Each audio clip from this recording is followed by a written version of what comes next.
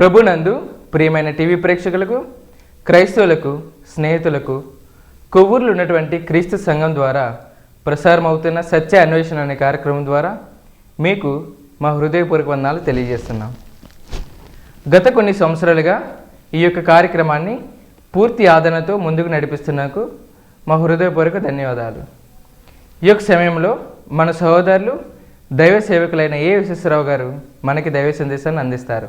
ప్రభునందు ప్రియమైనటువంటి సహోదరి సహోదరులకు, సత్యాన్వేషణ అనేటువంటి కార్యక్రమాన్ని వీక్షిస్తున్నటువంటి శ్రోతలందరికీ ప్రభు అయినటువంటి యేసుక్రీస్తు వారి నామములో శుభాభివందనములు తెలియచేస్తున్నాం.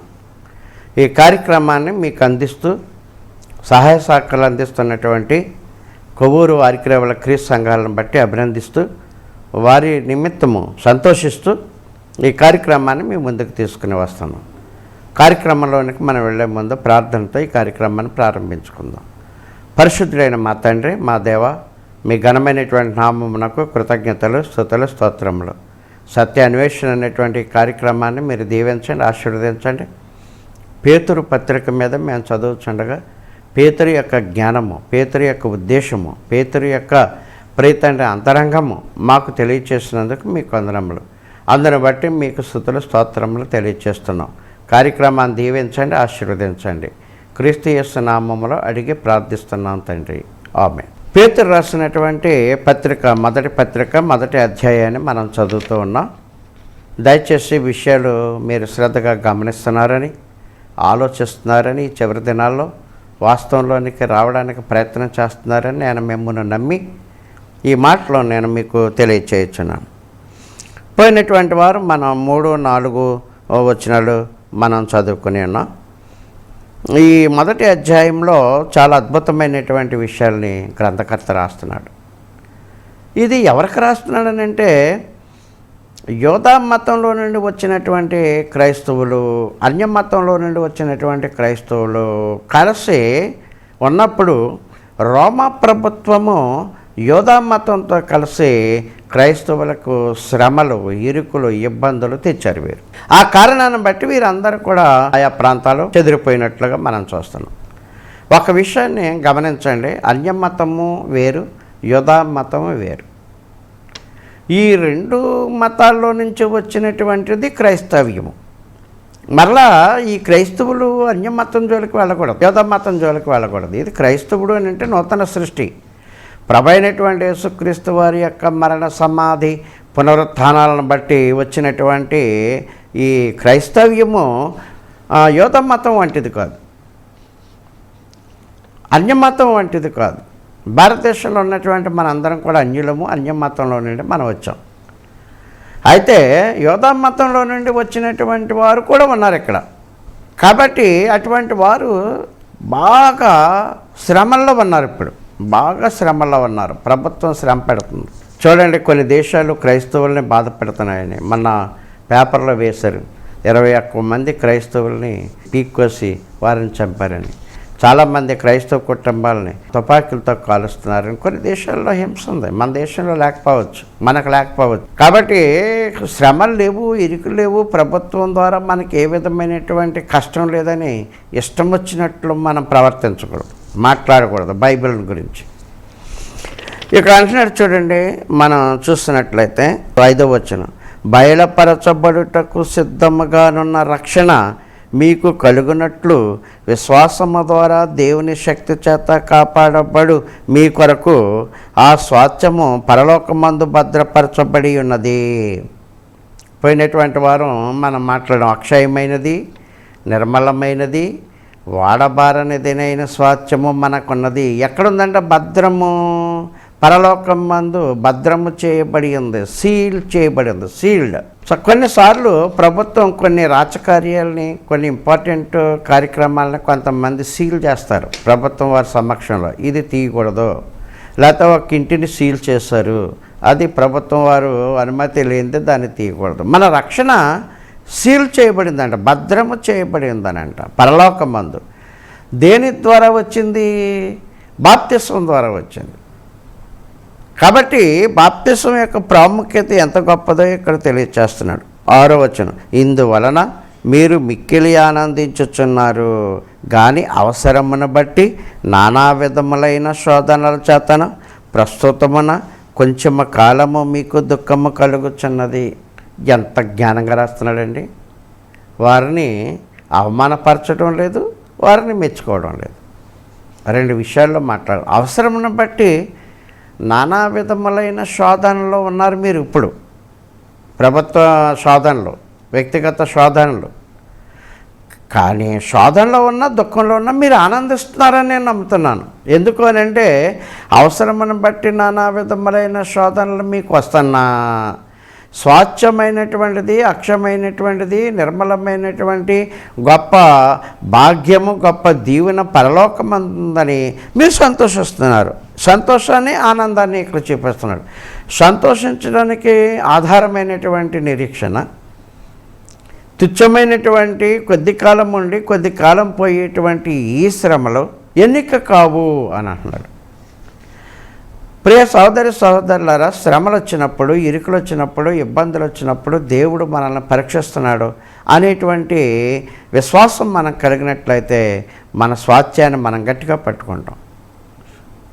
చాలామంది చిన్ని చిన్ని విషయాలకు పడిపోయేటువంటి వారు ఉన్నారు. మరలా తిరిగి లేవలేనటువంటి వారు ఉన్నారు. మరలా తిరిగి దేవుని దగ్గరకు రాలేనటువంటి వారు ఉన్నారు. దేవుని విడిచి దేవుని దూషిస్తూ పోయేటువంటి వారు ఉన్నారు. ఇది శాపకరమైనటువంటి, తాపకరమైనటువంటి విషయమని మీరు గమనించాలని హృదయపూర్వకంగా కోరుతున్నాను. 8వ వచనం దగ్గరకు వచ్చేటప్పటికల్లా మీరు ఆయనను చూడకపోయినను, ప్రభు అయినటువంటి యేసుక్రీస్తు వారిని మేము కన్నులారా చూసాము, మేమే చూసాం, మీరు చూడలేదు. కానీ ఈరోజు చాలామంది అంటున్నారు మేము చూసాము అని అంటున్నారు. అది పచ్చి అబద్ధము, మోసము, తెలియనటువంటి మాట అది. నేను కొన్నిసార్లు వారి మాటలు వింటున్నప్పుడు కోపడుతున్న తండ్రి వీరిని క్షమించి, వీరు అమాయకులేమో, అమాయకంగా మాట్లాడుతున్నారేమో అనుకుంటాను నేను. మీరు ఆయనను చూడకపోయినను, ఎవరిని చూడలేదు? యేసుక్రీస్తు వారిని చూడలేదు వారు, క్రైస్తవులు. కానీ నమ్మారు. ఎవరిని బట్టి? అపోస్తలుల మాటలను బట్టి, అపోస్తలుల బోధనలను బట్టి నమ్మారు. కాబట్టి బోధలో మోసం ఉండకూడదు అని అంటున్నారు అపోస్తలులు. కాబట్టి మేము బోధిస్తున్నటువంటి బోధ మోసంగా ఉన్నట్లయితే తెలియనటువంటి ప్రజలు మోసాన్ని నమ్ముతారు. కాబట్టి తెలియనటువంటి ప్రజలు మోసాన్ని నమ్మి అబద్ధాన్ని విశ్వాసం ఉంచారంటే కారణం అబద్ధ బోధకుడే. కాబట్టి బోధకులు చాలా జాగ్రత్తగా ఉండాలంటున్నాడు యాకోబు. బోధకులమైన మనము మరీ కఠినమైన తీర్పు పొందుదామని ఎరిగి అంటున్నాడు. కఠినమైన తీర్పు ఉందంట బోధకులకి. ఎక్కడ ఒకవేళ ఈ లోకంలో లేకపోవచ్చు, ఈ జీవితంలో లేకపోవచ్చు, ఈ జీవితంలో సుఖమయమై ఉండొచ్చు, కార్లు ఉండొచ్చు, బిల్డింగ్లు ఉండొచ్చు, హోదాలు ఉండొచ్చు, ఎంతో మంచి జీవితం ఉండొచ్చు. కానీ అబద్ధాన్ని బోధించేటువంటి వాడు మాత్రం దేవుడు వాడిని విడిచిపెట్టడంట. మనం ఇక్కడ చూస్తున్న వారి వరకు గాఢాంధకారము భద్రము చేయబడి ఉంది అని అంటున్నాడు 2వ అధ్యాయంలోకి వచ్చేటప్పటికి. ఈ అబద్ధ బోధకుల వరకు గాఢాంధకారం ఉందంట. అది చాలా కఠినమైనటువంటిదంట గాఢాంధకారం. యోధ కూడా అంటాడు వీరి కొరకు గాఢాంధకారము భద్రము చేయబడి ఉంది. పేతురు మాట్లాడాడు, యోధ మాట్లాడాడు, పౌలు మాట్లాడాడు, పత్రికల్లో చాలామంది అపోస్తలులు మాట్లాడారు ఈ అబద్ధ బోధకుల గురించి. అబద్ధ బోధకులకు వచ్చేటువంటి న్యాయపరమైన జీతము గాఢాంధకారము అని. అంటే బోధకుడికి నరకం ఉందా, గాఢాంధకారం ఉందని అంటే అబద్ధాన్ని చెప్పేటువంటి ప్రతి ఒక్కడికి గాఢాంధకారం ఉందని తెలియచేస్తున్నాడు. కాబట్టి తెలియని మాటలు మాట్లాడకుండా ప్రభువుని నేను చూశాను, నాతో మాట్లాడాడు అన్నప్పుడు వాడు ఎంత పెద్ద అబద్ధికుడో, ఈజ్ అ రగ్గెడ్ మ్యాన్. కాబట్టి అటువంటి అబద్ధాలు మీరు నమ్మద్దు అని హృదయపూర్వకంగా నేను కోరుతున్నా. వాక్యాన్ని బట్టి మీరు ఆయనను చూడకపోయినను, అసలు దేవుణ్ణి చూడాలనే కోరిక ఎందుకు కలిగింది? వీడు తొంటరి కాకపోతేని తొంటరికి వస్తుంది అటువంటి ఆలోచన. దేవుణ్ణి చూడాలి, కరెంటు పట్టుకోవాలి, నిప్పుల మీద నడవాలి, నిప్పులు పట్టుకోవాలి, ఈ తొంటరి ఆలోచనలు ఇవి. ఏ నరుడును నన్ను చూచి బ్రతకనేరడు అని దేవుడు స్పష్టంగా చెప్తుంటే దేవుణ్ణి చూశానంటాడు, దేవుని చూడాలంటాడు, మాకు కనపడని అంటాడు, మాతో మాట్లాడు అంటాడు, మాకు కనపడి ప్రభు అంటాడు. అంటే చావడానికి ఆలోచిస్తున్నాడు అన్నమాట. వీడు శాపాన్ని తెచ్చుకోవడానికి ఆలోచిస్తున్నాడు అన్నమాట. మీరు ఆయనను చూడలేదు. పేతురు చక్కగా మాట్లాడుతున్నాడు. మీరు చూసిన వారెవరు? మేమే. యేసుక్రీస్తు వారిని చూసిన వారెవరంటే మేమే. ఆయన మరణాన్ని చూసినటువంటి వారు మేమే, ఆయన సమాధిని చూసినటువంటి వారు మేమే, ఆయన పునరుత్థానం చూసినటువంటి వారు మేమే, ఆయన పరలోకానికి ఎత్తబడిట చూసినటువంటి వారు మేమే. ఇందు నిమిత్తం మా సాక్ష్యం దృఢమైంది, గట్టిది. అపొస్తలుల కార్యం చదవండి, అందుకు మేము సాక్షులము, ఇందుకు మేము సాక్షులము అని చాలాసార్లు పేతురు మాట్లాడుతున్నాడు. సాక్షి, చూచినవాడు. కాబట్టి మీరు ఆయనను చూడకపోయినను ఆయనను ప్రేమించుచున్నారు. వాక్యాన్ని బట్టి మనం యేసుక్రీస్తు వారిని చూడలేదు, తండ్రి అయిన దేవుని చూడలేదు, కానీ మనం ప్రేమిస్తున్నాం. ఇంకా అంటాడు కింద, ఇప్పుడు ఆయనను కన్నులారా చూడకయే. ఇంకా క్లారిఫికేషన్ దృఢమైనటువంటిది. ఇప్పుడు మీరు కన్నులారా చూడకయే విశ్వసించచ్చు మీ విశ్వాసమునకు ఫలమును అనగా ఆత్మాల రక్షణ పొందుచు చెప్పనసఖ్యము మహిమాయుక్తమునైన సంతోషము గలవారై ఆనందించుచున్నారు. ఇది విశ్వాసానికి మూలము, బేస్. విశ్వాసం ఎలాగ వస్తుంది అనుకుంటున్నారు? ఆయన అంటున్నాడు, కాగా వినుట వలన విశ్వాసము కలుగును, వినుట క్రీస్తును గూర్చిన మాట అయి ఉండవలెను. విశ్వాసం చాలామంది మనుషులు నమ్ముతారు, అది అబద్ధమా లేకపోతే అది నిజమా అని నమ్మరు. చాలామంది చూడండి, మా అయ్యగారు ఏమని అనుకుంటారేమోనండి, మా అయ్యగారు ఏది చెప్తుందేనండి, మా అయ్యగారు నిడిచిపెట్టి వెళ్ళమండి అంటారు. అది వారి విశ్వాసం, ఆయన మీద ఉంది విశ్వాసం. ఎప్పటి వరకు ఆయనకి వీళ్ళకి తేడా రానంతకాలం. తేడా పోతే అబ్బా అబ్బా అబ్బా ఇంకా ఏం మాట్లాడుతున్నారో చూడండి. మనటి వరకు మా అయ్యగారు ఏం చెప్తుందేనండి, మా అయ్యగారు ఎక్కడికి రమ్మంటే అక్కడికి వెళ్తాం అన్నవాడు ఇప్పుడు అయ్యగారి గురించి చెప్తున్నారు. మరి భయంకరమైన విషయాలు బయటకు వస్తున్నాయి. ఇప్పుడు ఏమిటి, ఏ విశ్వాసం ఇది? అయితే విశ్వాసము అనేటువంటిది క్రీస్తుని కూర్చిన మాట ఉండవలను. వింటున్నారు అని అంటే అక్కడ బోధిస్తున్నాడు. బోధించేటువంటి వాడు సరైనటువంటి మాటలు, దేవోక్తులను బోధించాలంట, మోసాన్ని బోధించకూడదు. మోసాన్ని బోధించడం అంటే ఏంటి? నేను దేవుని చూశాను, దేవా నాకు కనపడు, నాతో మాట్లాడు, మా అందరికి కనపడు, మా అందరితో మాట్లాడు అని అన్నాడు అనుకోండి. నాతో మాట్లాడు ప్రభు అని పాట పాడుతున్నాడు అనుకోండి. దేవుడు మాట్లాడాడు, కనపడ్డాడు అని అంటే ఏ నరుడు బ్రతకడు, చావాలంట. దేవా నాతో మాట్లాడు అని అంటే నాతో మాట్లాడినని చంపేయి అని అర్థం. మా అందరితో మాట్లాడంటే మా అందరిని కూడా చంపేయి. ఇదేం ప్రార్థన అండి? ప్రార్థనకి అర్థం తెలుసు అసలనే. ఆయన ఏదో చెప్పాడని వెనకాల మీరందరూనా, దేవా నాతో మాట్లాడు, మా అందరితో మాట్లాడు, దేవా నాకు కనపడు, మా అందరు. అసలు దాని అర్థం ఏమో తెలుసా మీకు? బైబిల్ తెలుసా అసలు మీకు? మీ నాయకుడు ఏదో చెప్తున్నాడు, అతను మతి భ్రమించో లేకపోతే అబద్ధానికి నాయకుడు, అబద్ధానికి జనకుడు అయ్యుండి ఏదో మాట చెప్తున్నాడు. దాన్ని మీరు అందరూ ఎలా నమ్ముతున్నారు? కొంచెం కణాన్ని ఉపయోగించండి, జ్ఞానాన్ని ఉపయోగించండి. మీ మెదడులో ఉన్నటువంటి కణాలను ఆలోచించండి. ఆలోచించకుండా మీరు వాస్తవాన్ని తెలుసుకోకుండా చచ్చినప్పుడు దానివల్ల వచ్చే ప్రయోజనం ఏమీ లేదు. ప్రియమైనటువంటి సహోదరి సహోదరులారా, ఇప్పుడు మన విశ్వాసం చూసుకోదంట. యేసుక్రీస్తు వారిని చూసుకోదు మన నమ్మడం. నేను చూడలేదు యేసుక్రీస్తు వారిని, తండ్రి అయిన దేవుని నేను ఎప్పుడు చూడలేదు. కానీ బైబిల్ చదవడం ద్వారా, అపోస్తలుల బోధల ద్వారా, యేసుక్రీస్తు వారి బోధల ద్వారా, తండ్రి అయినటువంటి దేవుని ప్రవచనాల ద్వారా, పితరుల ద్వారా వారి భక్తి జీవితాన్ని, వారిని దేవుని ఎడలు ఉన్నటువంటి భయభక్తులను ఆధారం చేసుకుని నేను నమ్మాను. ఓహో, అబ్రహాం ఎలాగూ, దావీదు ఎలాగూ, మోషే ఎలాగూ, ఆదాము ఎలాగూ, బిలాము ఎలాగూ, నేను వారి జీవితాలు చదివినప్పుడు నాకు ఒక అండర్స్టాండింగ్ వచ్చింది.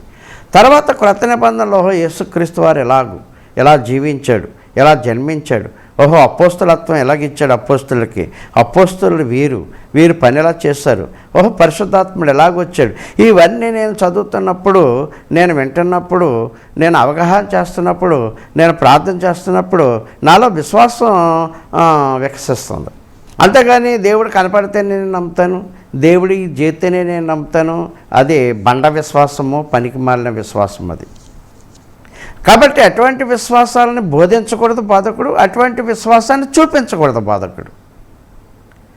కాబట్టి విశ్వాస పరిమాణాలు, విశ్వాస మూలాలు మారుతున్నాయి ఈ రోజుని అని అంటే కారణం బోధకులే. అబద్ధాన్ని బోధించేటువంటి వారు ఇటువంటి పాపానికి, శాపానికి, గాఢాంధకారానికి తగినటువంటి వారు అని దేవుని యొక్క వాక్యం తెలియజేస్తాం. కాబట్టి శోధనలు, ఇరుకులు, ఇబ్బందులు వస్తేనే మీరు ఆయన చూడలేదు, అయినా నమ్మారు. ఇది ఎంత గొప్ప విశ్వాసము. కాబట్టి మీరు ఆయన్ను చూడకపోయినా మీరు ఆయన నమ్మారు. కాబట్టి మీరు ఆయన కన్నులారా చూడకయే ఆయన యందు విశ్వాసం ఉంచారు. కాబట్టి మీకు అక్షయమైనదియు, వాడబారనదియు, స్థిరమైనటువంటి నివాసము, పరలోకం మన కొరకు భద్రం చేయబడిందంట. అది దీని అంతటికీ మూలం ఏమిటనంటే, మరో లోకంలో, పరలోకంలో మనుషుడు చనిపోయిన తర్వాత, తీర్పు జరిగిన తర్వాత భద్రము చేయబడినటువంటిది దేవుడు మనకిస్తున్నాడంట. ఎందుకనంటే భూమి మీద నీకు కలిగినటువంటి విశ్వాసం. నమ్మి బాప్తిసం పొందినవాడు రక్షించబడి. నమ్మవు అంటే విశ్వసించవు, విశ్వసించి క్రియ లేని విశ్వాసం మృతం అన్నాడు. కాబట్టి నువ్వు బాప్తిసం పొందావు. నమ్మవు, విన్నావు, నమ్మవు, బాప్తిసం పొందావు. ఆయన వెంబడించావు. ఎన్ని సంవత్సరాలు భూమి మీద జీవించావు, అన్ని సంవత్సరాలు దేవుని కొరకు నమ్మవు, దేవుని కొరకు పనిచేస్తావు. దానివల్ల వచ్చే ప్రయోజనం ఏమిటనంటే అక్షయమైనది ఇస్తున్నాడండి. వాడబారనిది, క్షయం కానటువంటిది గొప్ప దీవెన పరలోకంలో మనకుందంట. అది విశ్వాసం. అందుకనే విశ్వాసం అన్నది నిరీక్షింపబడి వాటి యొక్క నిజస్వరూపము నై ఉన్నది అని అంటున్నాడు. అది అదృశ్యమైనవి ఉన్నవనటకు. పరలోకం అదృశ్యంగా ఉంది, దేవుడు అదృశ్యంగా ఉన్నాడు, దూతలు అదృశ్యంగా ఉన్నవి. పరలోకం ఎక్కడుందో మనకు తెలియదు, అది అదృశ్యంగా ఉంది. కానీ అవి ఉన్నవని మనం నమ్ముతున్నాం వాక్యాన్ని బట్టి. అది గొప్ప విషయం. ఉన్నాయని నమ్మినప్పుడు మరలా నాకు కనబడు, నాతో మాట్లాడు, నేను చూస్తేనే కానీ నమ్మననేటువంటి ఈ హేతువాద సంబంధమైనటువంటి విశ్వాసాన్ని కలిగి ఉండకూడదు. ఈ విశ్వాసము సరైనటువంటిది కాదు. దేవా నాకు కనబడు, మాకు కనబడు, మాతో మాట్లాడు, మా అందరితో మాట్లాడంటే అది హేతువాదత్వం. దేవుని నమ్మలేనటువంటి వారు అలా మాట్లాడతారు. నేను కనపడితేనే కానీ నమ్మను, నేను చూస్తేనే కానీ నమ్మను అంటాడే. అటువంటి వాడు బండ విశ్వాసం కలిగినటువంటి వాడు. కానీ పేతురు అలా మాట్లాడడం లేదు. మీరు ఆయన చూడలేదు, కనపడమని మీరు ఎప్పుడు అడగలేదు. మీరు అడిగిన ఆయన కనపడనటువంటి వాడు. మీరు అడిగినా మీకు ఎప్పుడు ఆయన కనపడ్డా, అయినా మీరు నమ్మారు. ఇప్పుడు నమ్మారని అంటే శ్రమల్లో ఉండగా నమ్మారు, ఇరుకుల్లో ఉండగా నమ్మారు, ఇబ్బందుల్లో ఉండగా నమ్మారు. అది మీ విశ్వాసం. ఆ విశ్వాసానికి ప్రతిఫలం ఉంది పరలోకంలో. అది భద్రము చేయబడి ఉంది. ఎంత గొప్ప విషయం. దీని అంతటికి మూలము ఈరోజు క్రీస్తు శకము, క్రీస్తు పూర్వము అని అంటున్నామంటే ఆయన ఒక్కడే తిరిగి లేచాడు, ఎవరూ తిరిగి లేవలేదు. మన దేశంలో చాలామంది బాబాలు, స్వామీజీలు చాలామంది నేను చనిపోయి తిరిగి లేతానన్నారు. లక్షల మంది వారిని వెంబడించారు, ఆయన నమ్మారు. కోట్ల కొలది బంగారం, వజ్రాలు, వైడూర్యాలు, ఎంతో విలువైనటువంటి ధనధాన్యాలు వారికి ఇచ్చేస్తారు. చాలామంది ఐఏఎస్, ఐపీఎస్ ఆఫీసర్లు కూడా అటువంటి వారి పాదాల చెంతకెళ్ళి అలా పట్టుకుంటే ధన్యమైపోతామని మినిస్టర్లు కూడా, ఎంపీలు, ఎమ్మెల్యేలు, సీఎంలు వాళ్ళందరూ కూడా వెళ్ళి అలా పాదాలు పట్టుకుంటే చాలు అని పట్టుకున్నారు వారి అధికారాన్ని బట్టి. కానీ ఏం జరిగింది? తిరిగి లేచారా? ఎవరూ లేవలే. అలా లేచినట్లయితే ఇది చాలా విడ్డూరమే. ఎవరైనా ఒక స్వామీజీ కానీ, ఒక భక్తుడు కానీ, బాబా అనబడినటువంటి వాడు కానీ, లేకపోతే క్రైస్తవ్యంలో రెవరెండ్ అనబడినటువంటి వాడు కానీ, అపోస్తులుడు అనబడినటువంటి వాడు కానీ, దైవజనుడు అనబడినటువంటి వాడు కానీ, ఎవడైనా తిరిగి చనిపోయి తిరిగి లేచిన ఆధారాలు ఎక్కడైనా ఉన్నాయా? లేవు. భూమి పుట్టినది మొదలుకొని ఒకే ఒక ఆధారము. ఆ ఆధారం యెరూషలేములోనే ఉంది. అది ఎవరి సమాధి అని అంటే ప్రభు అయినటువంటి యేసుక్రీస్తు వారి సమాధం.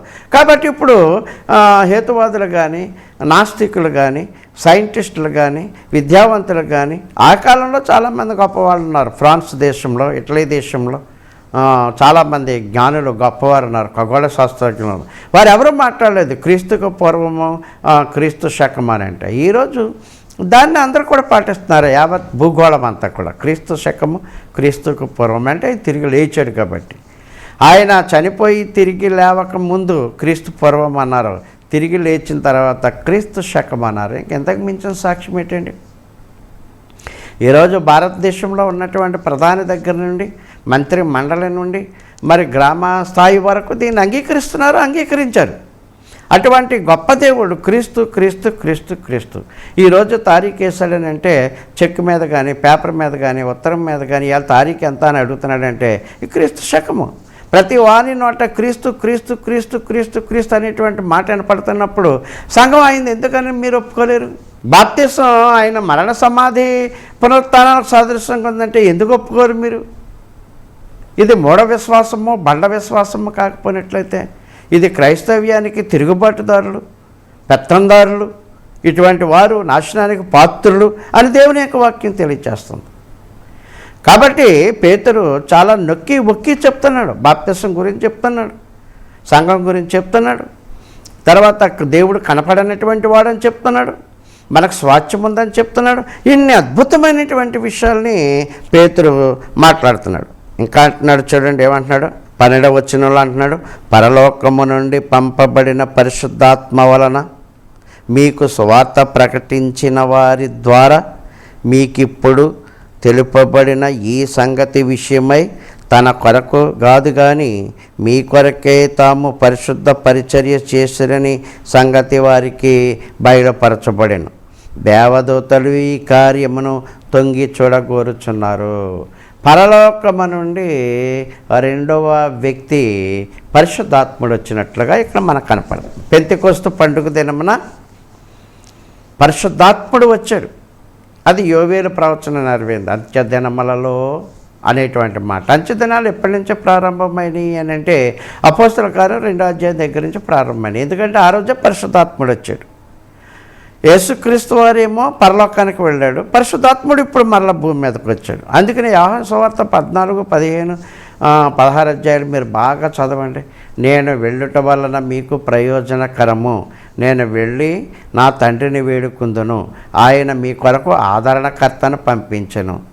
కాబట్టి ప్రభైనటువంటి యేసుక్రీస్తు వారు భూమి మీద జీవించి మరణించి సమాధి చేయబడి తిరిగి లేచి వెళ్ళిన తర్వాత 50వ రోజుని పరిశుద్ధాత్మను పంపాడంట. ఇక్కడ చూడండి, పరలోకము నుండి పంపబడిన పరిశుద్ధాత్మ వలన మీకు సువార్త ప్రకటించిన వారి ద్వారా ఇప్పుడు పరిశుద్ధాత్ముడు వచ్చి సువార్త ప్రకటన ప్రారంభించాడు. ఎంత అద్భుతమైన బైబిల్!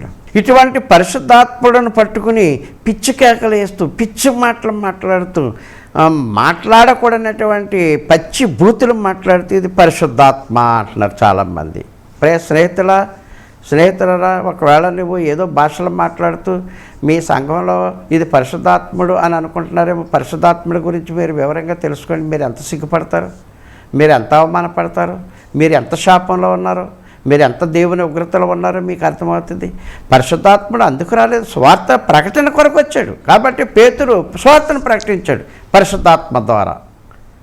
ఆయా భాషలో మాట్లాడేవారు అంటున్నారు, ఇదేమీ మన భాషలో మాట్లాడటం మనం వినుచున్నామే. యోదయ భాష కాదు, అక్కడ కప్పదోకియా, పుంతు, గలలయ భాష, ఈ అన్ని భాషలు కూడా అక్కడ ఉన్నాయి. ఇంచుమించు 18 భాషల్లో వారికి ట్రాన్స్లేట్ అయింది. పరిశుద్ధాత్మ ట్రాన్స్లేట్ చేస్తున్నాడు. ఈరోజు పిచ్చి పిచ్చి అరుపులరిసి, పిచ్చి పిచ్చి కేకలేసి, పిచ్చి పిచ్చి డ్యాన్సులు వేసి సంఘాలను అపవిత్రపరుస్తూ దేవుణ్ణి దూషిస్తూ వారి మీదకి శాపాలు తెచ్చుకునే క్రైస్తవులు బోధకులు ఎంతమంది లేరు? మీరు ఆలోచించండి. పరిశుద్ధాత్మను పొందావా అంటే ఏంటి పొందుతూ? దానికి అర్థం కాక మాట పడలేకనే పొందానండి అంటుంది. పొందితే మాట్లాడంటే ఏదో పిచ్చి మాటలు మాట్లాడుతున్నారు. ఈరోజు టీవీలో చూపిస్తున్నారు, దెయ్యం వదిలిందా అని కొడుతుంటే ఆ దెబ్బలు పడలేక వదిలిపోయింది బాబోయ్ అని అంటుంది. ఇటువంటి బోధకుల్ని ప్రజా విప్లవం, క్రైస్తవ విప్లవం రావాలి అటువంటి వారిని ఖండించడానికి. అవసరమైతే ధర్మశాస్త్ర ప్రకారంగా, యోధా మత ప్రకారంగా రాళ్ళు తీసుకొట్టచ్చు, లేదా క్రొత్త నిబంధన ప్రకారంగా అయితే ప్రార్థన చేయండి వారి కొరకు, ఏదైనా చేయొచ్చు. కాబట్టి ఇటువంటి అబద్ధం ఇచ్చలవిడిగా వెళుతుంది ఈ రోజుని, ఇచ్చలవిడిగా. అటువంటి చోట ఇచ్చలవిడిగా జనం ఉన్నారు, ఇచ్చలవిడిగా డబ్బు వస్తుంది, ఇచ్చలవిడిగా మనుషులు ఉన్నారు. పరిశుద్ధాత్మని పంపాడంట తండ్రి అయినటువంటి దేవుడు. ఎందుకనంటే ఆయన ద్వారా స్వార్థ ప్రకటన వెళ్ళింది. మొదటి సంఘము యెరూషలేములో స్థాపించబడింది. ఎందుకనంటే యేసుక్రీస్తు వారి రక్తం యెరూషలేములో చిందించబడింది, సంఘం యెరూషలేములో స్థాపించబడింది, ప్రవచన యెరూషలేములో ఉంది. ఇన్ని ఆధారాలు ఉన్నాయి పరిశుద్ధాత్మను రావడానికి, సంఘం స్థాపించబడడానికి, యేసుక్రీస్తు వారు పునరుత్థానం అవ్వడానికి ఎన్నో కొన్ని ఆధారాలు పాత నిబంధనలో ఉన్నాయి. అటువంటి ఆధారాలు తెలియకుండా, అటువంటి ఆధారాలు నమ్మకుండా ఈరోజు పరిశుద్ధాత్ముడు వచ్చింది, పోయింది, వెళ్ళింది అని అంటున్నారంటే ఎంత అసభ్యకరమైనటువంటి మాట్లాడినవి, ఎంత లోతైన శాపంలో పాపంలో ఉన్నారు మీరు, మీ కుటుంబాలకు సరే ఆలోచన. వచ్చింది వెళ్ళింది ఆయన అని సంబోధించాడు. పరిశుద్ధాత్ముడు పుల్లింగము. ఆయన వచ్చి మిమ్మును సర్వసత్యములోనికి నడిపించును. ఆయన యేసుక్రీస్తు వారు కూడా ఆయన అని మాట్లాడాడు. ఈరోజు అక్షరాభ్యాసం లేనటువంటి వారి సంఘంలో పరిశుద్ధాత్మ వచ్చిందంట, పరిశుద్ధాత్మ వెళ్ళిందంట, పరిశుద్ధాత్మ ఆలిందంట. ఏం మాట్లాడండి ఇవి? అంటే దైవదోషణ ఎక్కడ జరుగుతుందంటే ఎక్కువ క్రైస్తవుల మధ్య దైవదోషణ జరుగుతుందని అర్థమవుతుంది. దేవుని నమ్మనటువంటి వారు, క్రైస్తవులు కానటువంటి వారి మధ్య దేవదోషణ లేదు. ఎక్కడ దైవదోషణ ఎక్కువగా ఉందనంటే ఇటువంటి క్రైస్తవుల మధ్యనే ఎక్కువగా దైవదోషణ ఉంది. పరిశుద్ధాత్ముడిని పట్టుకుని వచ్చింది, వెళ్ళింది, వాలింది అంటాం, భాషలు అంటాం, పచ్చి బూతులు మాట్లాడడం సంఘంలో భాషలని. ఇవన్నీ కూడా మీరు గమనించండి, మీరు ఖండించండి, దేవుని అవమానపరచకండి, మీరు శాపాన్ని పొందకండి అనే వాక్యాన్ని బట్టి, పేతురు రాసినటువంటి మాటను బట్టి నేను మిమ్మల్ని బ్రతిమాలుకుంటున్నాను. కాబట్టి ఇటువంటి మాటలు మాట్లాడుతున్నప్పుడు దేవదూతలు తొంగి కార్యమును చూడగోరిరి. పెంతెకొస్తు పండుగ దినాన భాషలతో మాట్లాడుతున్నారు అపోస్తలులు. 18 భాషలు మాట్లాడేటువంటి వారు అక్కడ ఉన్నారు. 18 భాషల్లో వారికి వినపడుతుంది. ఆహాహా, భూగోళం మీద మహాద్భుతం జరుగుతుంది. ఆకాశంలో ఉన్నటువంటి పరలోకంలో దేవదూతలు తొంగి చూస్తున్నారండి. ఎంత అద్భుతమైనటువంటి కార్యక్రమం పరిశుద్ధాత్ముడు చేస్తున్నాడు. అది మహాజ్వాల, భూగోళమంతా మార్పు చెందవలసినటువంటి దినం. భూగోళంలో ఆ రోజు దేవుని నిత్యసంకల్పం నెరవేరుతుంది. ఆ యూదులందరూ కూడా యెరూషలేములో ఉన్నారు. పెంతెకోస్తు పండుగ దినం, అందరూ ఆనందంగా ఉన్నారు. దేవుడు గొప్ప కార్యక్రమం ఆ రోజు చేశాడు. ప్రియ సహోదరి సహోదరులారా, ఎవరి ద్వారా అనంటే పరిశుద్ధాత్ముడి ద్వారా. ఏమిటి జరిగిందనంటే సువార్త ప్రకటించబడింది. దాని ఫలితం ఏమిటనంటే 3000 మంది బాప్తిసం పొందారు. వారు ఎక్కడున్నారు అని అంటే సంఘంలో ఉన్నారు. ఆ సంఘం ఎవరిదనంటే ప్రభైనటువంటి యేసుక్రీస్తు వారిది. అందుకనే కింద అంటున్నాడు, ఇంకా దేవుని చిత్తమైతే వచ్చే పాఠంలో మనం మాట్లాడదాం. క్రీస్తుని ఎంత హైలైట్ చేశాడో, ఆ రక్తం ఏమిటో, ఆ సంఘం ఏమిటో, ఆ దేవుని సంకల్పం ఏంటో పేతురు మాట్లాడుతున్నాడు. యేసుక్రీస్తు వారితో ఎక్కువ స్నేహం కలిగినటువంటి వాడు, యేసుక్రీస్తు వారి యొక్క అంతరంగాన్ని బాగా తెలుసుకున్నటువంటి వాడు పేతురు. యేసుక్రీస్తు వారికి ప్రాముఖ్యమైనటువంటి 3 శిష్యుల్లో ఒక శిష్యుడిగా పేరు పొందినటువంటి ఈ పేతురు మాటలు మీరు వినండి, మీరు చదవండి, మీరు ఆలోచించండి, మీరు తిరగండి. మీ యొక్క పాత చేష్టల నుండి, తెలియని చేష్టల నుండి, అవిశ్వాసము నుండి మీరు తిరగండి. రేపేమి సంభవించినా మనకు తెలియదు, మరణం ఎప్పుడో మనకు తెలియదు. పాఠాన్ని వింటున్నటువంటి మీరు మారండి, ప్రశ్నలు వేయండి, తెలుసుకోండి, సంఘంలోనికి రండి, క్రీస్తు రక్తంలో కడగబడండి. అందరికీ వందనాలు తెలియజేస్తూ దేవుని చిత్తమైతే మరి యొక్క వారంలో మరి యొక్క పాఠం మీద మనం కలుసుకుందాం. అంతవరకు దేవుడు మనందరికీ తోడై ఉండునుగాక. ఆమేన్. ఇంతవరకు మన సహోదరులు ఏ విశ్వేశ్వరరావు గారు మనకి దైవ సందేశాన్ని అందించారు. మీరు విన్నటువంటి ఈ వాక్యంలో ఎటువంటి అనుమానాలు లేదా సందేహాలు ఉన్నాయడలా మాకు తప్పక తెలియచేయండి.